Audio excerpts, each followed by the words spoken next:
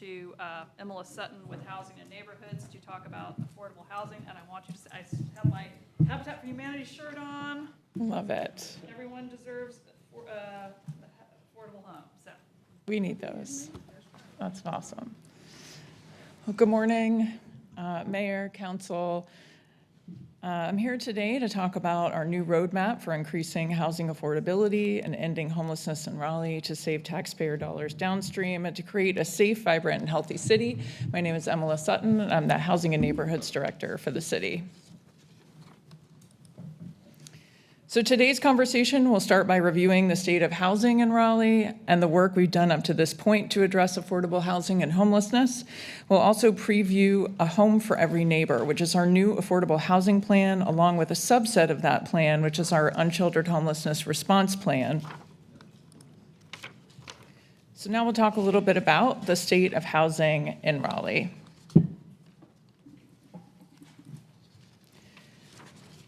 So a city's affordability is influenced by 4 factors. They are housing demand, housing supply, development costs, as well as household income. And market shifts, population growth, and limited affordable housing supply have combined to create an affordable housing crisis that is fueling homelessness in our community. There's no single solution to this issue. It is complex, and as we discussed at the retreat, supply is a big part of the puzzle, but it's not the entire answer. Many actions and participants will be required. So a little bit about Raleigh's housing crisis by the numbers.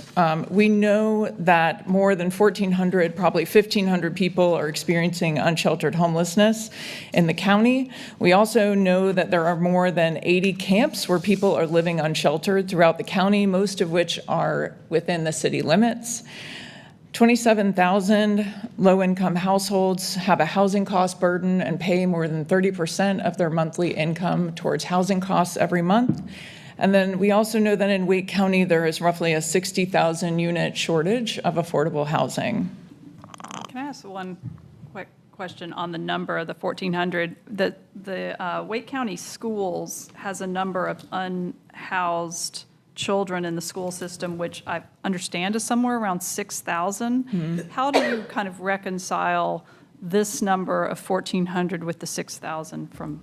Yeah, it's a great question. So this number, 1,400 to 1,500, is based on the annual point in time count that the Housing and Urban Development Department requires that continuums of care do each year. Some of you all participated in this last year's, and it counts people who are literally homeless. So that includes people who are in shelter or transitional housing, living outside, in their cars, so places that are not meant for human habitation. The way that the school system counts is a little bit different. That includes people who are at risk, also includes people who are doubled up, couch surfing, kind of things like that. So their number is much higher. Okay, thank you.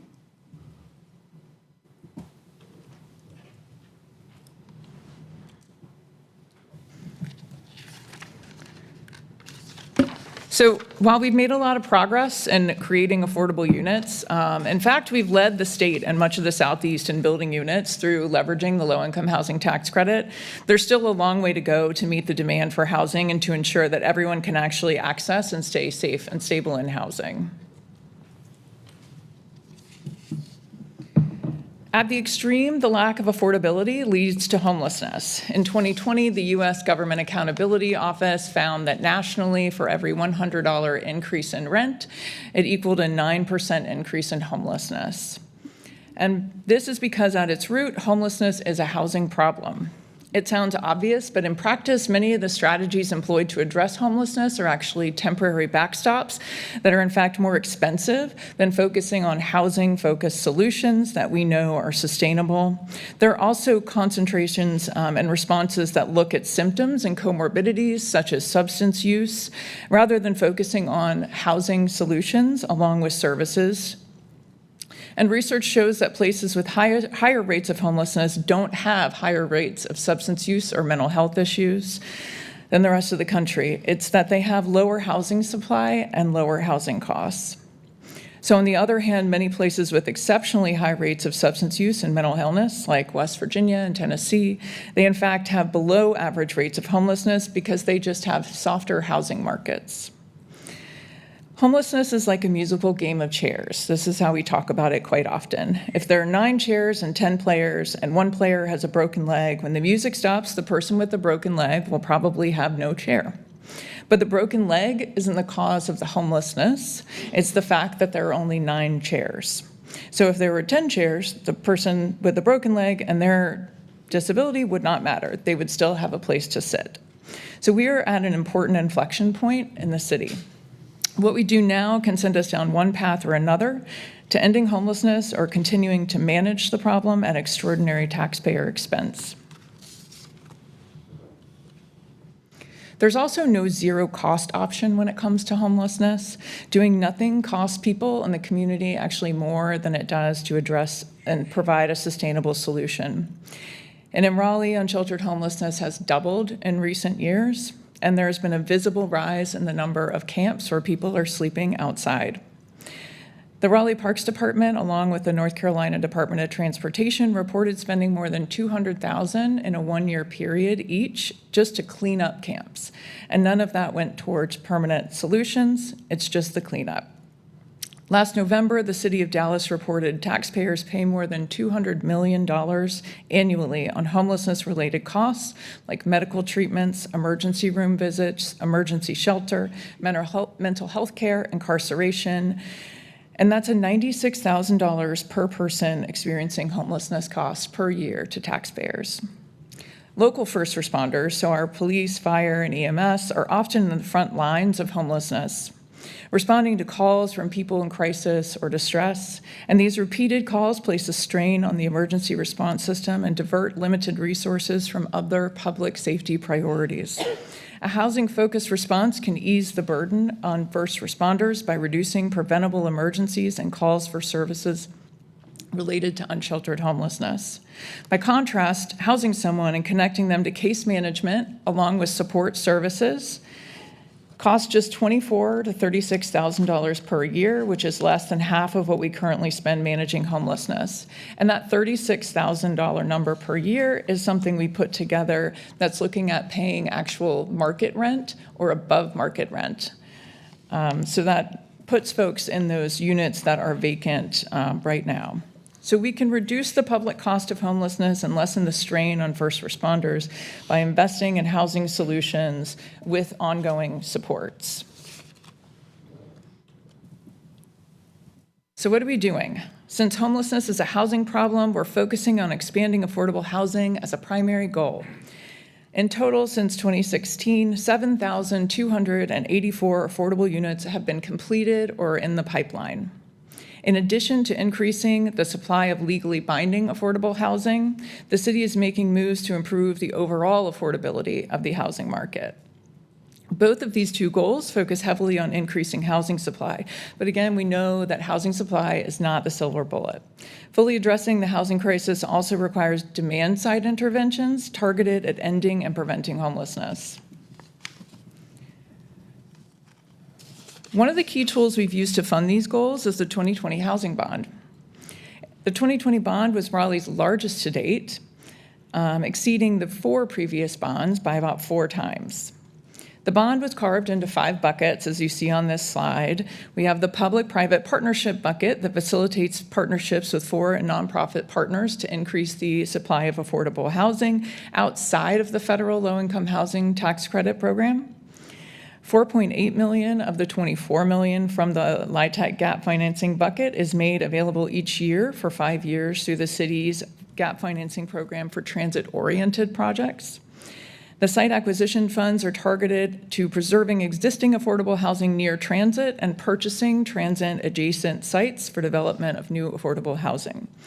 Home repair funds were used to create the home revitalization program, providing repairs and maintenance to extend the life of owner-occupied homes, help seniors age in place, install accessibility measures, and just in general improve the overall quality of life for residents. The Homebuyer Assistance Bucket funds the Enhanced Homebuyer Assistance Program that provides up to $60,000 for qualified homebuyers towards the purchase of a home. So with 1 year of our budget left, we have 75% is committed or spent. and that's approximately 56 million of the entire 80 million. We're currently in our 4th year, again, 75% spent. Next year, fiscal year, is the 5th and final year of the budget. So the bond overall has supported 1,100 units in these buckets. So the bulk of the production, as you can see, has been through the low-income housing tax credit gap financing and the public-private partnership buckets. Funds directed at homeowners have assisted more than 100 households. Site acquisition funds are anticipated to yield more than 300 affordable units. Funds from the bond are braided together with our other local funding sources like the Penny for Housing, as well as federal funding sources to include Community Development Block Grant, Emergency Solutions Grant, and home funds. And we use all of these different sources to further our affordable housing goals and address homelessness. This slide provides an overview of the key ways we support affordable housing.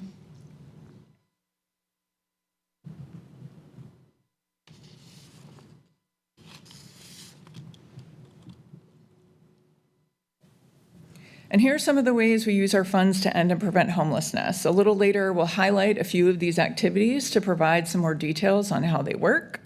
I'll just give a couple minutes to review this slide.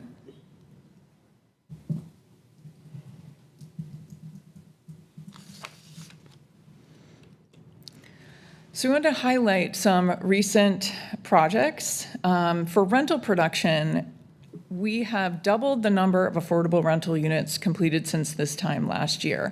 So last fiscal year and the year prior, we saw about 400 affordable units created and preserved. And so far in this fiscal year, we've more than doubled that number. So we're at 841. A lot of that is due to the development pipeline sort of catching up from the 2020 to 2022 lag that happened during the pandemic. But it's an incredible number of units. We also wanted to highlight redevelopment and repair projects. So Habitat Wake recently purchased 2 parcels on South Bloodworth to build affordable townhomes for low-income families. And then we have also completed 16 home rehabs for this fiscal year.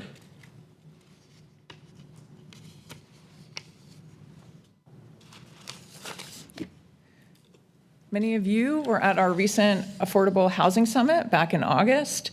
The event brought together community members and housing advocates, along with local and national leaders and practitioners, to discuss evidence-based solutions for addressing housing affordability. We wanted to highlight this program because I don't think we have done so yet, but it is the partnership with Campbell Law School to provide eviction prevention services. So far, since its inception in August 2022, the project has opened about 100 cases. 62 evictions have been prevented through the court, and legal advice has been provided to another 29 clients. And the clinic provides court representation as well as legal advice to tenants facing eviction. And every case the clinic has represented in court so far has won. There are 8 law students enrolled in this clinic, which is really exciting. It's helping to prevent these detrimental evictions, but it's also training attorneys and new attorneys to do this type of work, which is pretty incredible and important for our community overall. They also work with a student intern from NC State that helps with clients' non-legal needs, like providing housing search assistance, as well as applications for food stamps, childcare, things like that, counseling services. And the clinic's impact just goes beyond legal help. We just wanted to highlight this quote here from one of the clients they served. I'll give a few minutes to read that.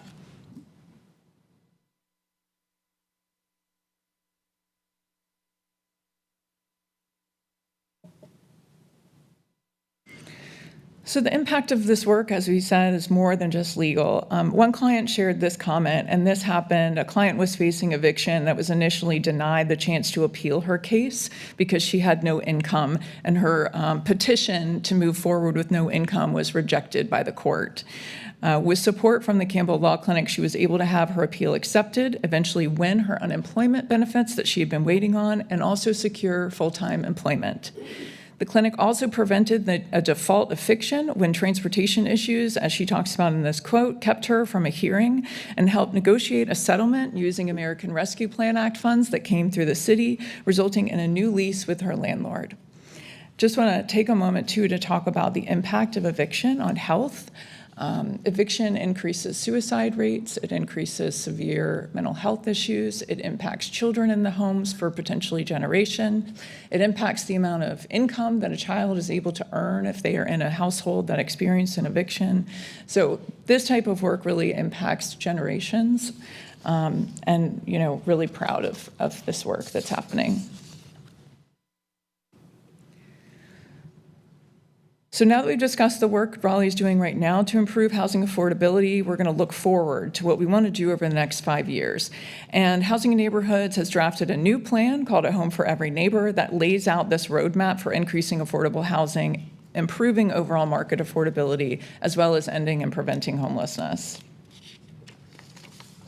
So here's our vision, and it's where Raleigh, where all residents have access to safe, affordable housing, and homelessness is functionally ended. We've already set the stage for these top priorities, and over the last year or so, we have identified these 3 key goals as the outcomes that we need to aim for in everything we do. Before we dive into the details, here's just a look at how the Affordable Housing Plan connects and reflects to other major city plans like the Comprehensive Plan, the Consolidated Plan we provide to the federal government, as well as the city's strategic plan. A Home for Every Neighbor weaves together key elements of these other plans to fully build out the specific objectives that will further increase these priorities. I'm sorry, Emila, would you go back to those circles? Why are some of them half and some of them fully green? Sorry, was Like some of them are half. Oh, yes. So, while the comp plan fully addresses these, the strategic plan fully addresses increasing affordable housing supply, but we just wanted to show that there wasn't necessarily complete concentration of all of these topics in all plans, but that they overlap, that there is mentions and there are efforts that align, but it's not necessarily a direct focus on those. Thank you.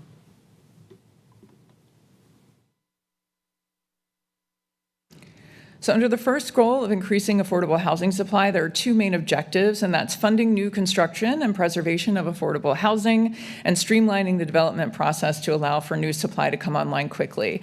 And we already fund construction and preservation, and over the next 5 years, we'll aim to increase and leverage public and private funds to build more units, as well as preserve existing units through rehab. Streamlining development involves continued work on simplifying the permitting and review processes for affordable developments, and also looking to expand the accessory dwelling unit fast track program that planning and development rolled out in 2023.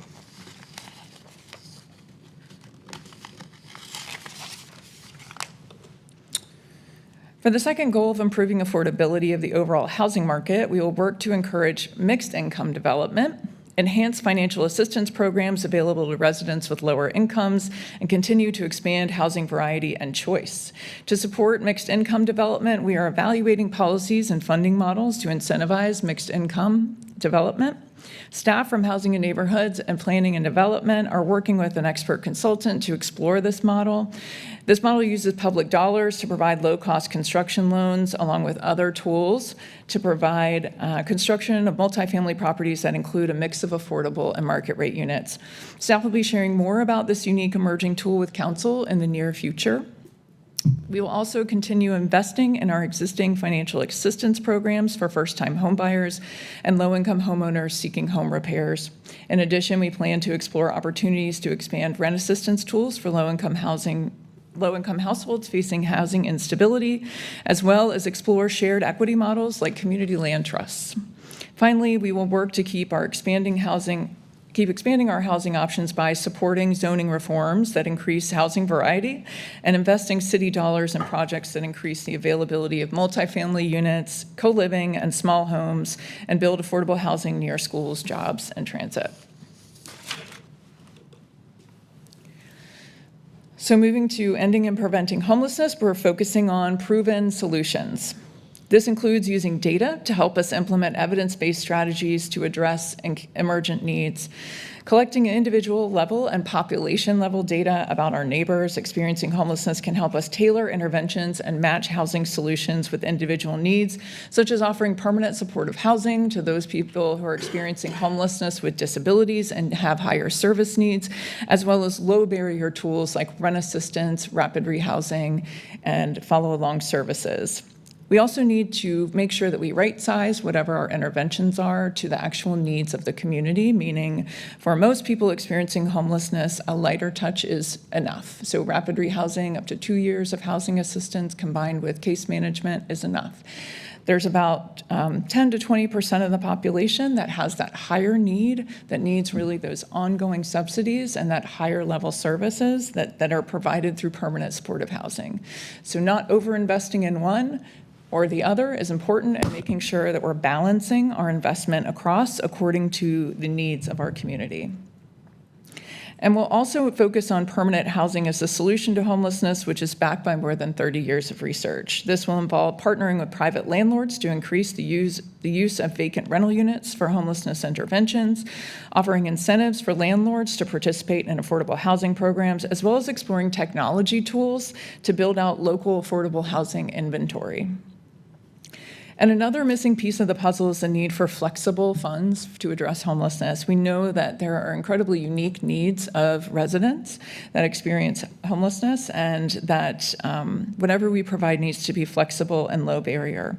And this could look like creating a flex fund or a pot of flexible dollars that can be used to pay for things like security deposits, application fees, first and last month's rent, utility connections, and other startup costs needed to move into housing.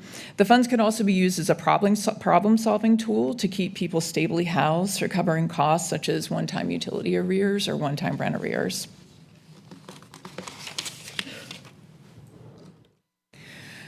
So a subset of our affordable housing plan is our unsheltered response strategy.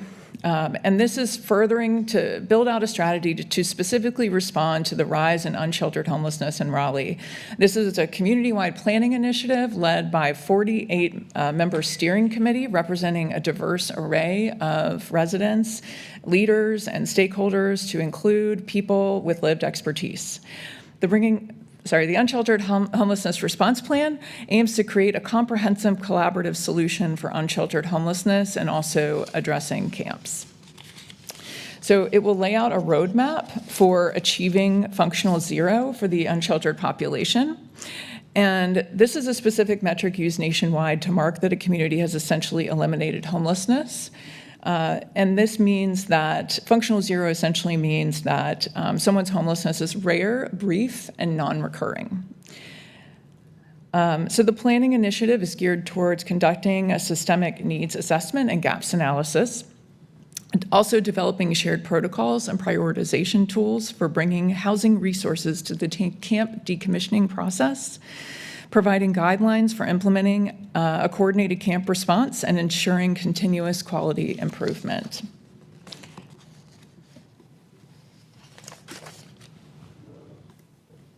So this is what success will look like. If we're able to advance the objectives laid out in a home for every neighbor, there are some success metrics that we can expect to see.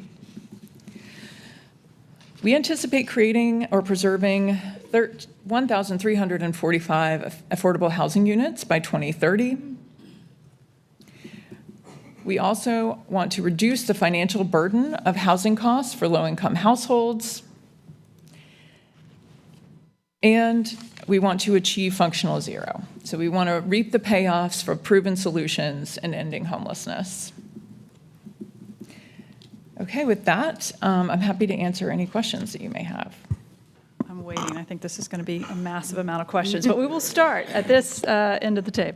Yeah, thank you so much, Imola, for this. I'm curious about the number you've got, the 1,345 goal. Yeah. Can you tell us more about how you've come up with that? I know in the past, I think we had a 10-year goal of 5,700 units, which was 570 a year. This seems a little bit less than that. I know things cost more these days.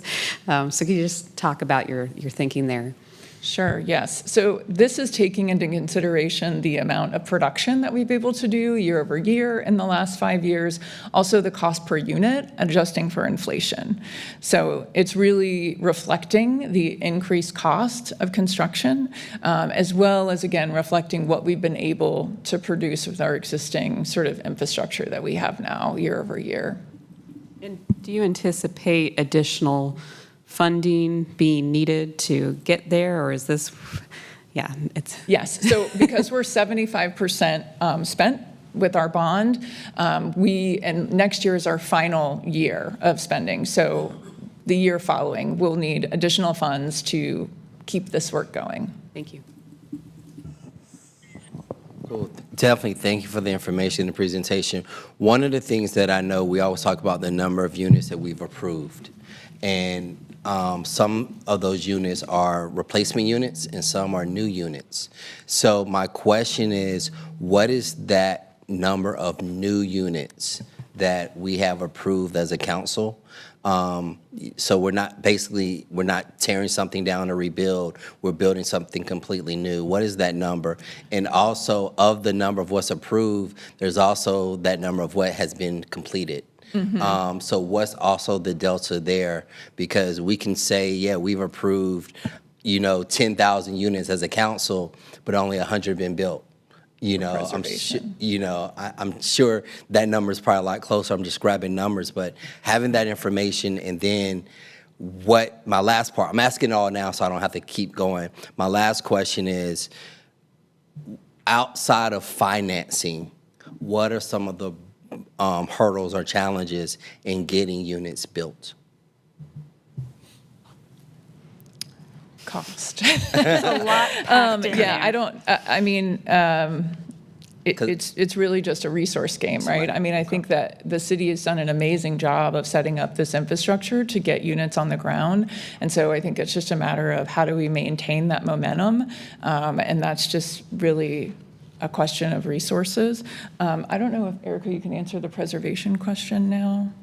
Yeah, I'll have to confirm and get you the specific numbers, but I think kind of ballpark, I can give you the numbers for the past year or so. Council has approved more than 600, I believe, new units to be built. I'll have to fact check that. And then you're talking about affordable?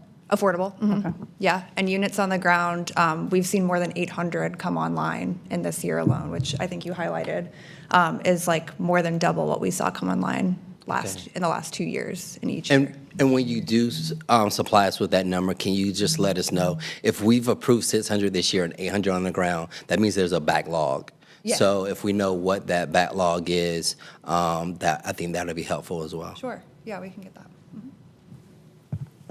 And that is Erica Brandt, our Assistant Director in Housing and Neighborhood. Thank you so much for this. I think along those lines, we talked about ADUs. I know we've said it before, how many have been permitted and built. I know we're using that in this context, but we can't control how much they cost. So how do you use it as a reflection of affordability if we can't control if it's actually affordable? Do you want to speak to that, Pat? I feel like planning's a little closer to that issue. Yeah. Good afternoon, Pat Young, Planning and Development. Yeah, so we've had about 260 ADUs permitted. You are right that, to my knowledge, there are not any of those that are under any of the programs that Emma referenced. And so I think something that we could explore or discuss is how we could use the ADU tool as a way to be included in preservation or retention programs for affordable housing. The other thing I would say is ADUs are, by definition and by the UDO, smaller, right, and are usually more organically affordable. That doesn't mean they're available to folks at 60% of area median income, but they are more affordable than traditional housing options. Sure. I just like to make that distinction because I just don't want that to get washed over as we talk. And we need affordability at 80% AMI. We need it at 100%. We do, but I'd just like to be specific because residents may think when they hear affordable, we're mainly thinking under 50% AMI. So I just want to make sure we're clear in explaining what that is. A few other questions. Is the homeowner repair program being fully utilized? Have you spent all the money that's been allocated, or do we have remaining funds year to year? Yes, I had notes on that. Sorry, I'll bring Erica back up because my notes got all all mixed up. Erica Brandt, Housing and Neighborhoods. So yes, the program is fully utilized. We tend to have excess budget year over year just because of the kind of pace of the programs. We have 3 different programs. They move at different paces. The substantial rehab program, which is the largest, tends to move the slowest because it takes 3 months per project to get these things done. I mean, they are full home rehab. So we do tend to have a little bit of padding in the budget just in case things move quicker and we're able to get to more homes. But I would say that the programs are pretty fully utilized at this point. Great, thank you so much. My third question is, who's in charge of the unsheltered response strategy? Is that a city initiative? Is that a COC? Who So runs that? the city, through the strategic plan last year, was provided funds to hire a consultant to help lead the community to facilitate this unsheltered response plan. So the city is helping to guide and facilitate that, the consultant that we were able to hire for that work. That is a completely partnered process, however, so the county is fully involved. We have several department heads that are involved in that. We have several nonprofit leaders. We have philanthropic leaders that are involved there. So it's a pretty diverse group that is heading that steering committee. Great. I see that we'll get more updates as they continue to meet. That's just something that we'll probably do more work sessions on in the future. Absolutely. Perfect. And then the last question I have is there a plan to increase the $40,000 per unit cost to better reflect how expensive building new units actually is? So that is not a number that we set a policy on. That is just a number that we have provided the data to help support, right? So for example, right now, our average subsidy with city and county is around $40,000 to subsidize one affordable unit. The city part of that is around $27,000 per unit subsidy. So we can, provide data to sort of help support what that number is. And of course, that number is not considering the total cost of producing an affordable unit. It's just the city and the county's sort of subsidy to help get that unit on the ground. Right. I guess the reason I ask is because even when we do payment in lieu and we use that $40,000 number, even though we know costs are going up and up and up. So when we continue to use that number, knowing that it is way more expensive than that, then I'm wondering, how do we get closer to what it should be or could be? And I don't know the answer to that, but I just feel that in the last 2 years, or almost 3 years being on council, that number keeps going up. So I'm wondering how and when we raise that. We can provide you with the latest per unit subsidy analysis. Awesome. Thank you so much. Right, I'll start, keep going down the table. Counselor Silver. Okay, I'll limit mine to 4 questions. Thank you for the presentation. You had mentioned and emphasized on one of the slides as one of the goals, increase affordable housing supply, and then you made a reference that it's not just housing supply. I was very intrigued by the retreat, and there was a presentation. I believe it was a council member, a former council member in Arlington, Virginia, and she explained, no, it is the housing supply and not just affordable.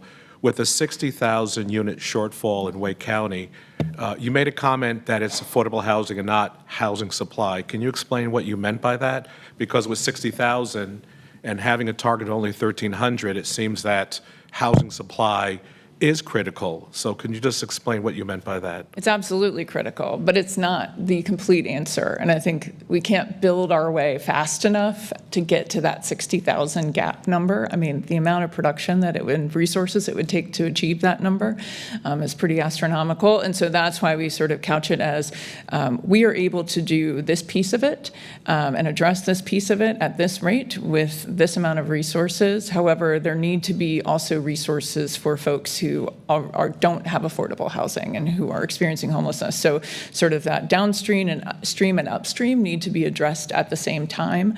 That 60,000 unit gap was identified by Wake County a couple of years ago, and that's the gap in affordable units. So that's saying, someone who's making under 80% area median income, there's a lack of 60,000 units for that group of folks. There's also just, people who are making that 40% area median income and under will just never be able to afford housing because they just don't have the income to not be extremely housing cost burdened. Now, the second question may be for Patrick. You had mentioned one of the things you're trying to do is streamline the development process. I do know that, DSAC, the Development Services Advisory Commission, is constantly looking for how to move things forward. Can you talk about some of those streamlined improvements that you're making? I'd be very curious. And then I wanted to go to slide 25 to have a follow-up question. Yeah, thank you for that question, Councilmember Silver. Pat Young with Planning and Development.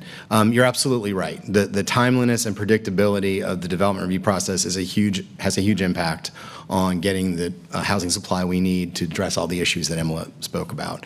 So, as you alluded to, we're working with our Development Services Advisory Committee. We've implemented over 24 process improvements and changes over the last 18 months. We had a multi-departmental group called our Innovation Team, which was set up from our 8 matrix departments and our Planning and Development Department to look at how we could find time savings and efficiencies in the process.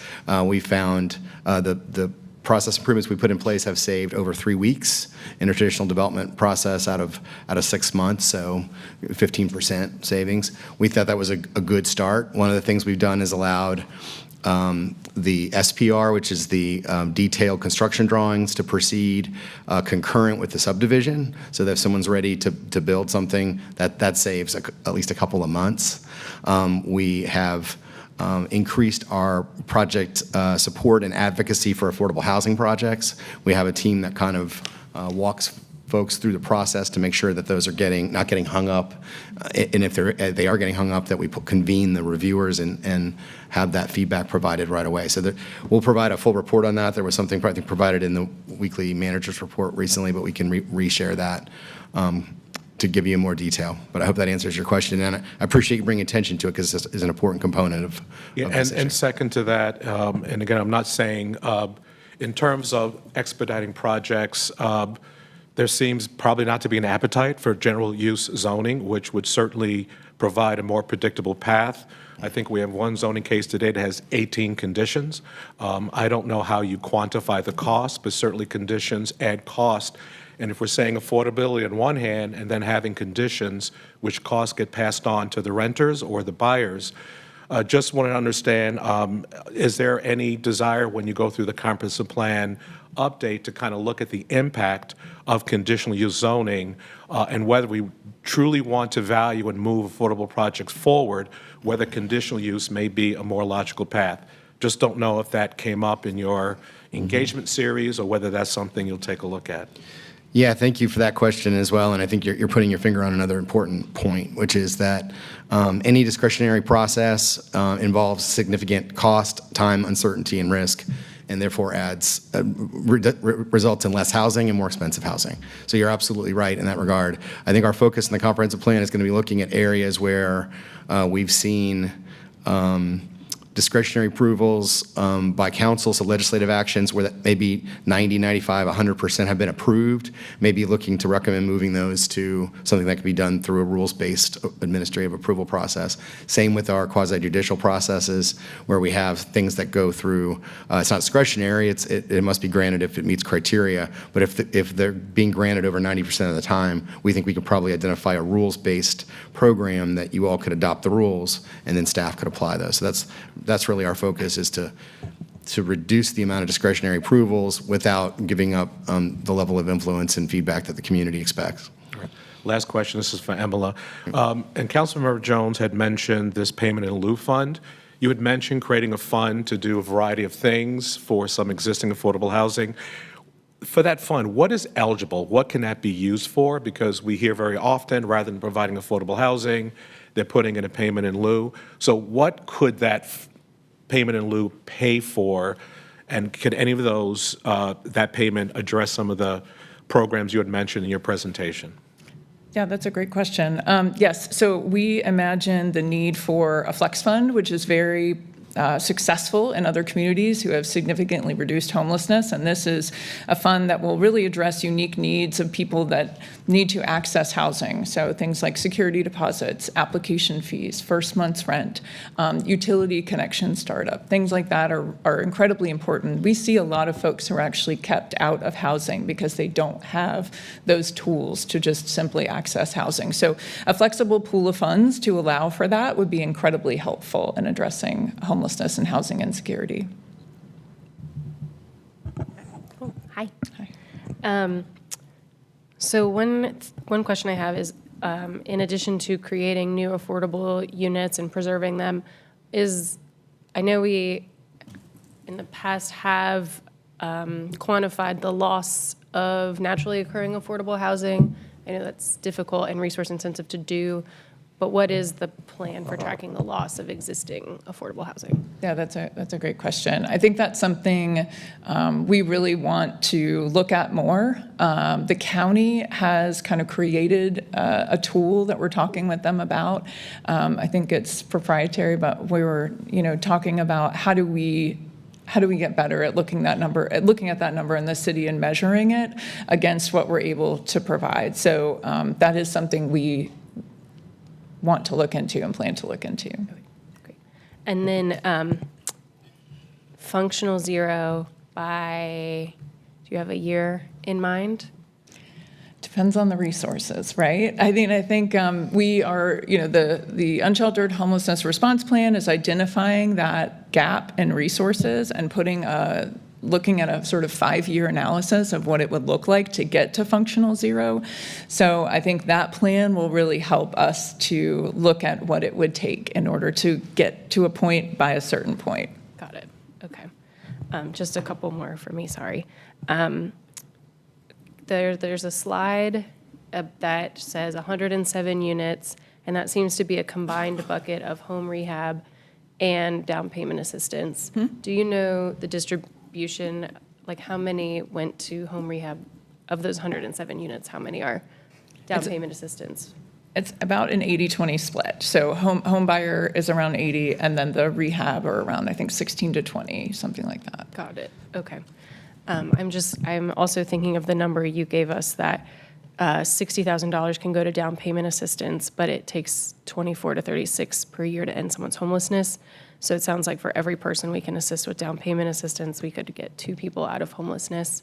And so in the face of a public health crisis like homelessness, it feels like that money is going to go farther. So in the face of limited resources, like individually, I would prioritize ending homelessness. But so just kind of throw that out there as a comment, and you don't have to respond.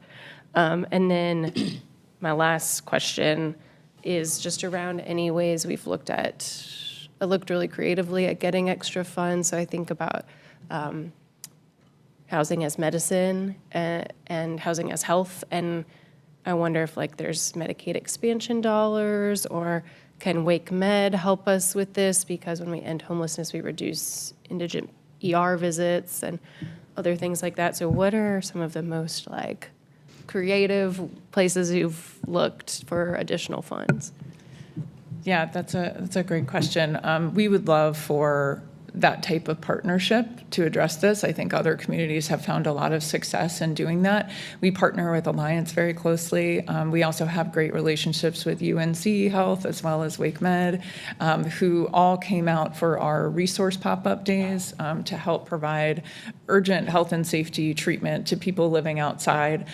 We have ongoing conversations with them because they're also involved in the unsheltered strategy work.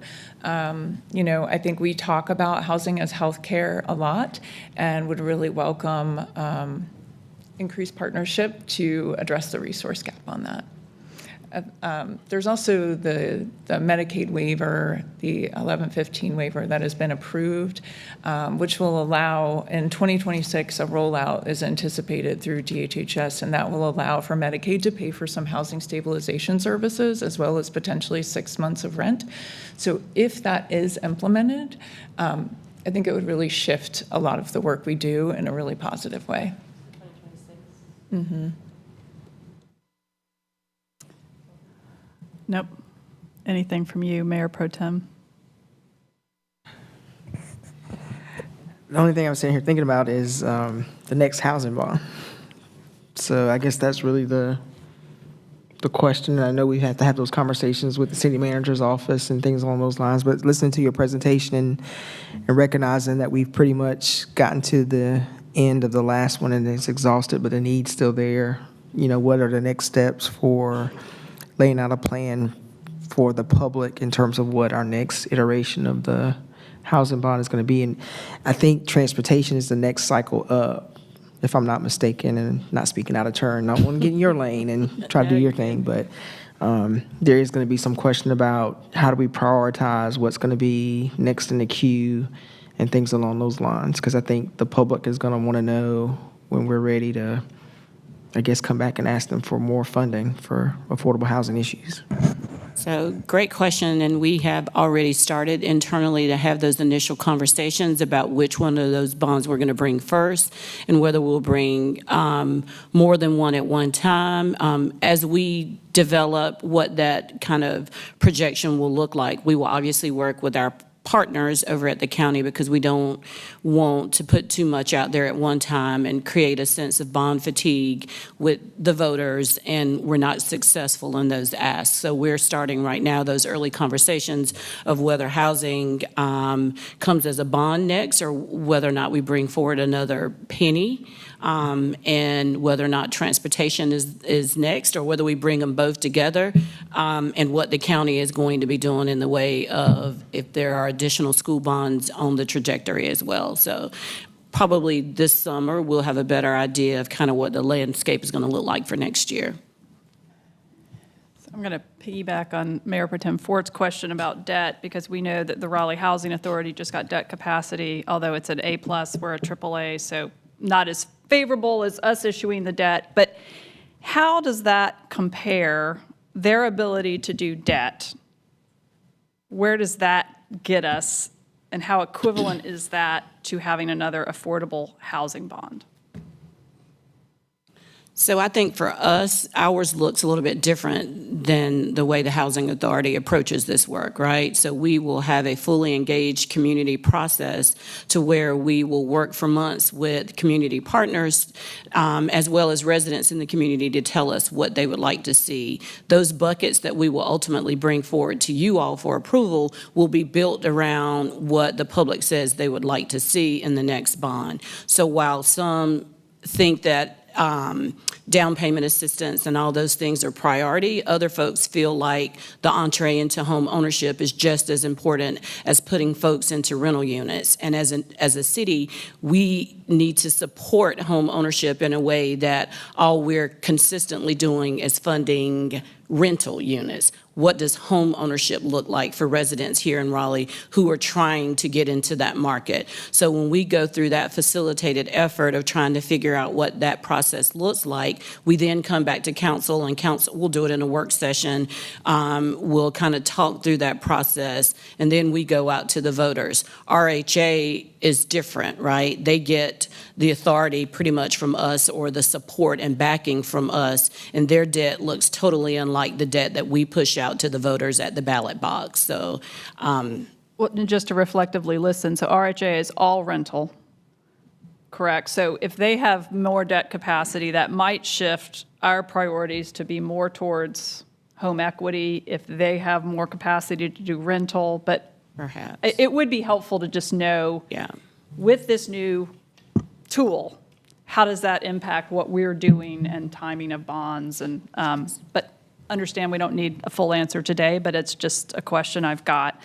Second observation is that many people here are asking about metrics and data and how all this stuff fits together. And I know you're constantly getting barraged, with those.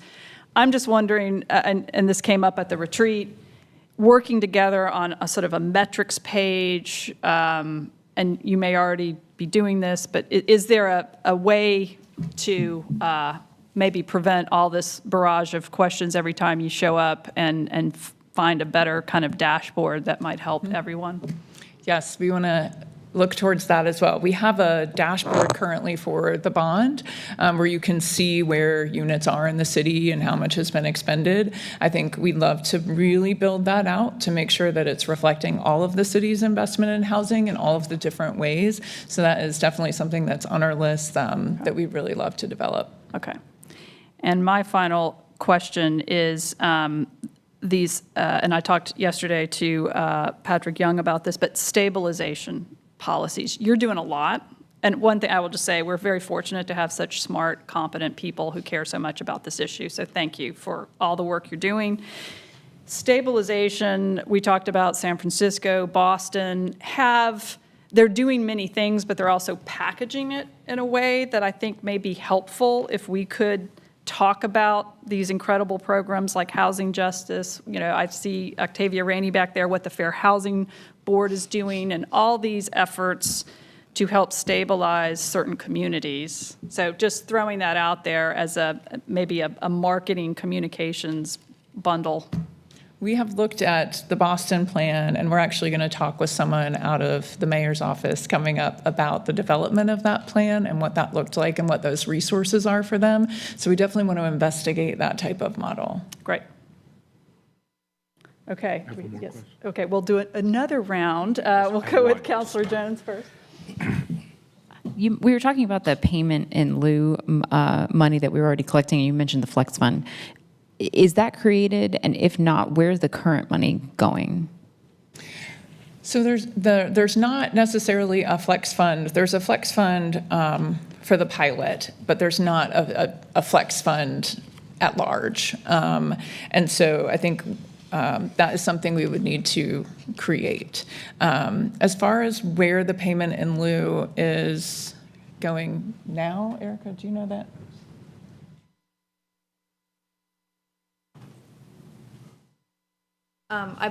Erica Brandt, Housing and Neighborhoods. I believe the payment in lieu funds kind of go into our bond program income bucket.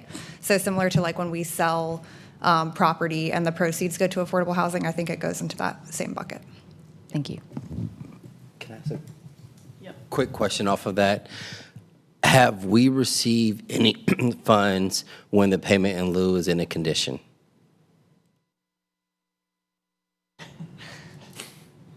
Zoning case? Yeah, for a rezoning case.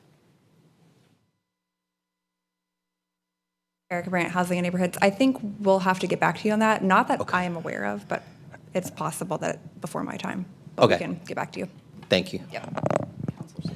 Just had a question, again, looking for all the affordable housing opportunities.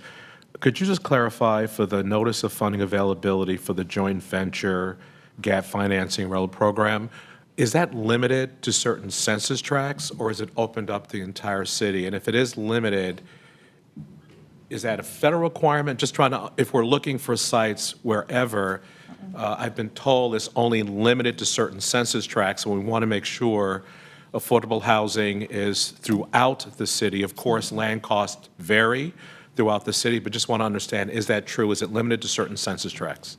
Yeah, Erica Brandt, Housing and Neighborhoods, great question. No, so our NOFA is open citywide. We do abide by the city's adopted affordable housing location policy for where city funds go. However, there are many exemptions to that policy. So that policy looks at census tract demographics to try to prioritize city investment in areas of opportunity. There are carve-outs for rehabs, do not have to abide by that policy. There's carve-outs based on proximity to transit. So, you know, any development that will be on a bus line that has frequent enough service gets a carve-out.